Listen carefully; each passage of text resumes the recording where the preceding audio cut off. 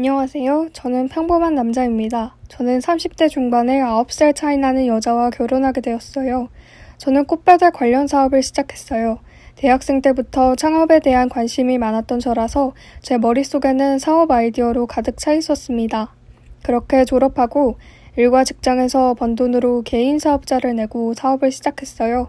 저는 요일마다 예약제로 회원권 같은 걸 끊으면 고객님들의 취향에 맞추어 꽃을 배달해드리는 사업을 했어요. 그때 당시에는 획기적인 아이디어였습니다. 젊은 사람들 사이에서 욜로, 자기 가꾸기 등이 유행하면서 제 사업도 입소문을 타게 되었습니다. 소위 유명하다는 SNS 인플루언서들이 저희 꽃배달을 사용해주면서 엄청나게 사업이 크게 되었어요. 3평짜리 방 한 칸에서 저 혼자 시작했던 것이 작고 빠르게 성장했지요. 저도 덩달아 동방석에 앉게 되었어요. 직원도 고용하면서 눈코 뜰 새 없이 살았어요. 사업 안정화될 때까지 젊음을 제대로 즐기지도 못하고 밤새도록 일만 했으니 말이죠. 제가 너무 힘들고 지칠 때 제 옆에서 묵묵히 지켜준 사람이 한 명 있었어요. 초창기 사업 때부터 같이 시작해준 디자이너 친구였습니다. 웹디자인, 상품 디자인 등등 고등학교 졸업하자마자 디자인 관련으로 바로 취업했다가 두 번째 회사로 제 사업체에 들어온 친구였는데 참 착하고 월급도 많지 않은데 착실히 일해준 친구였어요. 사업이 커지면서 그 친구를 챙겨주고 그동안 못해줬던 걸 개인적으로 또 잘해주고 하다 보니 부쩍 가까워졌습니다. 어느 순간부터는 사장과 직원 관계를 넘어선 그런 애매모호한 관계가 지속되더라고요. 저는 그 아이에게 호감이 있었지만 나이 차이도 있었고 무엇보다 그 친구가 부담스러워할까봐 마음을 숨기고 있었습니다. 그 친구는 저와 반대였어요. 오히려 당돌하게 저 싫으세요? 왜 저한테 고백 안 하세요? 나 좋아해서 업어주고 보너스 주고 그런 거 아니에요? 하면서 고백을 하더라고요. 깜짝 놀랐죠.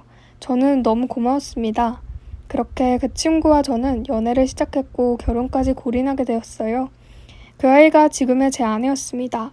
아내는 저와 결혼하자마자 직장에서 나와서 전업주부로 살았습니다. 아내는 일은 안 하는 것은 아니었어요. SNS 계정을 운영하면서 홍보 역할을 했으니까요. 그런데 저는 결혼하자마자 그동안 몰랐던 아내의 소비 습관에 너무 깜짝 놀랐어요. 알고 보니 처녀 시절에도 월급날만 되면 카드값으로 다 빠져나가서 마이너스 통장 뚫거나 카드 대출을 하면서 살았더라고요. 어리니까 당연히 모아둔 돈이 없겠지라고만 생각했었거든요. 그런 소비 습관을 못 고친 아내는 결혼을 해서도 미친 듯이 물건을 사기 시작했습니다. 짜증나거나 우울할 때는 홈쇼핑 채널을 틀고 막 주문해요. 비위 약해서 먹지도 못하는 순댓국밥 60팩에서부터 시작해서 살 뺀다고 운동기구 200만 원어치. 이건 약과였습니다. 제가 생활비하라고 준 카드로 백화점에서 신상 나올 때마다 가서 긁고 친구들한테 밥 사야 한다면서 친구들 밥 사준다는 명목으로 한 끼에 30만 원씩이나 쓰고 깜짝 놀랐습니다. 다이어트 한다고 한약하고 운동복 사고 운동기구, PT 이런 거 하느라 한 달에 300씩 쓰는 아내에 할 말이 없더라고요. 저는 자기야 이거 너무한 거 아니야? 아무리 그래도 살 뺀다고 한 달에 그렇게 돈을 많이 쓰는 사람이 어딨어. 그거 다 내가 피땀 흘려서 번 돈인데 조금만 아껴 쓰면 안 될까? 라고 하자 아내는 그걸 다 오빠가 벌었다고? 아니 오빠 말은 바로 해야지. 솔직히 내가 SNS 계정 잘 운영해서 매출 올라간 것도 팩트고 회사 월급도 겨우 주는 시절부터 내가 버티면서 회사 성장시켰는데 번 만큼 써야지 또 버는 거 아니야? 돈 왜 버는데? 맛있는 거 먹고 풍족한 삶 살려고 하는 거 아니야? 돈 관련해서 나한테 간섭하지 마. 나도 어느 정도 회사 성장에 기여했어. 그리고 내 친구들은 내 남편 잘 나가는 사업가로 알고 있는데 네가 돈 안 쓰고 아끼면 내 체면이 어떻겠어? 라고 하더라고요. 듣고 보니 맞는 말인 것 같긴 하다만 반박도 못하고 그냥 깨갱하고 마누라 알아서 하라 했죠. 그냥 반포기 상태로 가정의 평화를 위해 참고 살았습니다. 날이 갈수록 마누라의 씀씀이는 커져갔죠. 일 갔다 오면 매일 현관 앞에는 마누라가 시킨 택배 상자들이 제 키높이만큼 쌓여 있었습니다. 바쁘고 싸우기 싫다는 핑계로 저는 참고 살았죠. 그러다 아이 계획을 위해 산부인과에 갔는데 자연임신이 힘들다는 소리를 듣게 되었어요. 명확한 이유는 알 수 없고 시험관으로 한번 해보라는 권유에 억장이 무너졌지요. 아내도 그 이야기를 듣고 엄청 힘들어했어요. 자기는 여자로서 가치가 없는 것 같다고 하면서요. 시험관도 시도했지만 쉽지 않았어요. 돈은 돈대로 들고 아내의 몸은 망가져가고 그렇게 저희 부부는 그냥 아이를 가지는 걸 포기하고 살았습니다. 아내는 소비로 그 스트레스를 풀었고요. 그래도 사업이 잘 되었기에 무리가 간다거나 하지는 않았어요. 다가올 미래를 생각하지 못했지요. 점점 사업이 기울어졌어요. 아무래도 제가 하는 꽃사업이 경기를 타는 사업이기에 조금이라도 사람들이 경기가 안 좋아지면 바로 돈을 빼는 일이었거든요. 안 그래도 유행진한 꽃배달이라며 소비자들에게 외면받아 점점 매출이 하락하고 있었는데 경제 위기가 오면서 엎친 데 덮칠 격으로 폭삭 망할 정도로 매출이 바닥을 찍은 겁니다. 전부 정리하고 직원들까지 모두 자르고 저 혼자 일을 해야 할 정도로 상황이 악화되었어요. 조금만 버티자 금융위기 좀 괜찮아지면 살아날 거야 하면서 집 담보로 대출받고 은행에서 돈 끌어모을 수 있는 건 다 끌어모아서 집어넣었는데 결국 한 번 기울어지자 걷잡을 수가 없더라고요. 3년간 있는 돈 없는 돈 다 퍼부었는데 결국 남는 건 빚뿐이었습니다. 저는 파산 신청을 하고 완전 빈털터리가 되었어요. 하지만 저를 더 힘들게 하는 건 아내의 쌀쌀맞은 태도였습니다.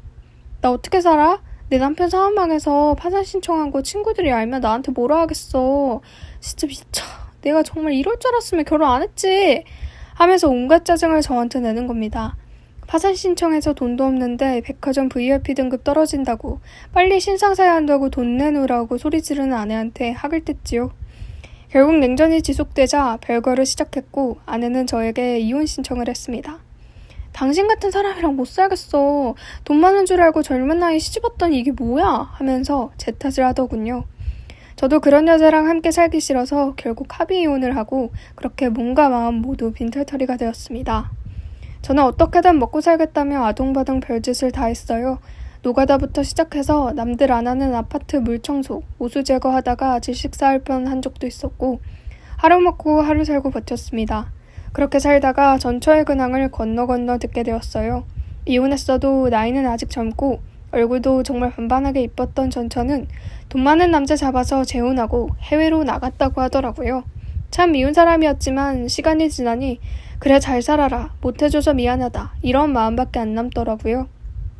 아둥바둥 그렇게 살다가 저에게 엄청난 기회가 오게 되었습니다. 현장에서 일하다가 알게 된 동생이 IT 사업을 시작했는데 제가 마케팅 쪽에 능숙하니까 저에게 일을 맡겨준 겁니다. 같이 일하자고요. 지금은 넉넉하지 않아서 돈을 많이 못 주지만 나중에 잘 되면 꼭 은혜 갚는다고 하면서요. 뭐 저야 고마웠지요. 이런 나도 쓸모가 있구나 라는 생각에 오히려 제가 사장처럼 정말 열심히 마케팅하고 했습니다. 그러다가 개인 사업자에서 법인이 될 정도로 규모가 커진 겁니다. 결국엔 상장되고 저는 초기 멤버로 지분을 받게 되었어요. 그 당시에는 큰 금액이 아니었는데 회사가 커질수록 지분의 가치도 어마어마하게 높아지니 저도 먹고 살만하게 된 겁니다. 먹고 살만한 정도가 아니었지요. 주식 일부 처분해서 집도 샀고 내가 다시 재기했구나 라고 하는 생각이 들 정도였으니까요. 묵묵히 열심히 하니 기회가 오더라고요. 열심히 일하니까 주변에서 인정받고 저도 떳떳할 수 있게 되었습니다. 사업 파산 신청하고 나서는 주변 사람들, 친구들, 가족들과 거의 연도 끊고 없는 사람처럼 지냈거든요. 제 지인들과 전처 지인들이 겹쳐서 이혼한 이후로는 더더욱 사람들을 안 만나고 지냈는데 다시 재기에 성공하고 나니까 자신감이 붙어서 연 끊기긴 사람들과 연락을 하게 되었습니다. 만나서 술도 마시고 그동안 어떻게 지냈는지 이야기도 하면서 하루하루 조금씩 나은 아내들을 보내고 있었어요. 파산하고 나서 딱 11년의 세월이 지난 후였지요. 그 사이 저도 머리에 새치가 생기고 웃을 때 보이지 않았던 주름들이 생기고 친구들 자식들은 중학교, 고등학교 들어갈 나이가 되었습니다. 내가 이혼 안 하고 사업 잘 돼서 만약에 계속 살았으면 내 아이도 지금쯤 중학교 들어가지 않았을까, 전처는 뭐하고 살려나 라는 생각이 들면서 괜히 과거가 그리워지고 애틋해지더라고요.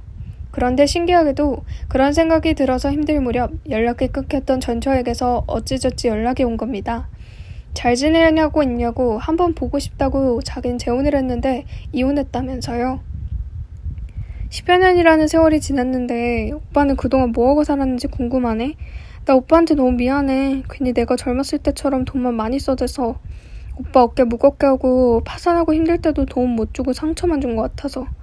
이제는 세월도 많이 지났고 서로 미워하는 마음보다는 그냥 응원하는 마음이 더 크지 않아? 나 그런데 한번 보자. 그냥 보고 싶다. 라며 연락이 왔더라고요. 안 그래도 전처 뭐하고 사나 라는 생각에 조금 울적해졌는데 귀신같이 내 생각 알고 연락한 건가 싶어서 그래 한번 만나자 라고 하고 늦은 저녁 한 술집에서 만나게 되었습니다. 미워하고 원망했던 감정은 시간이라는 바람에 다 날아갔는지 얼굴을 보니까 좋았던 과거가 생각나면서 괜시리 미안해지고 또 먼저 만나자고 해서 고맙더라고요. 그렇게 저희는 바에 앉아 술잔을 기울이며 그가 지내왔던 이야기들을 줄줄이 꺼내며 시간 가는 줄 모르고 대화를 나누었습니다. 와이프는 세월이 흘렀는데도 여전히 이쁘더라고요. 11년 전에는 귀엽게 이뻤다면 뭐랄까 지금은 굉장히 농익은 매력미가 흘렀다고 해야 하나요? 와이프도 저와 같은 생각이었나 봅니다. 저희는 그렇게 눈빛을 마주쳤고 손을 잡은 채 하룻밤을 보내러 갔습니다. 푹 잔 후 저는 잠에서 깨어났어요.